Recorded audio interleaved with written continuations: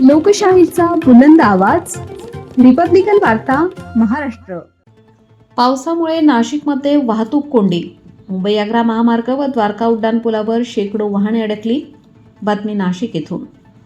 दिनांक 2 एप्रिल 2026 रोजी सायंकाळी अचानक झालेल्या मुसळधार पावसामुळे संपूर्ण नाशिक शहरात जनजीवन विस्कळीत झाले. पावसाचा जोर 1 ते 2 तास कायम राहिल्याने मुंबई आग्रा महामार्ग तसेच द्वारका उड्डाणपूल येथे मोठ्या प्रमाणात वाहतूक कोंडी निर्माण झाली. पावसामुळे शेकडो वाहने उड्डाणपुलावर आणि महामार्गावर अडकून पडली होती. दोन्ही बाजूंनी सुमारे 5 किलोमीटरपर्यंत वाहनांच्या लांबच लांब रांगा लागल्याचे चित्र पाहायला मिळाले.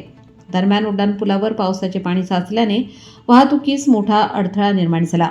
शहरातील अनेक भागांमध्येही पावसाचे पाणी साचल्यामुळे रस्त्यांना नदीचे स्वरूप प्राप्त झाले. काही ठिकाणी दुकानांमध्ये पाणी शिरल्याने व्यापाऱ्यांचे नुकसान झाल्याचेही समोर आले आहे.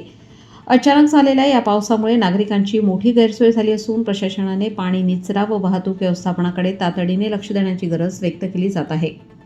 रिपब्लिकन वार्ता न्यूज महाराष्ट्रासाठी नाशिक शहर प्रतिनिधी विवेक बनकर. Subscribe now and press the bell icon. Never miss an update.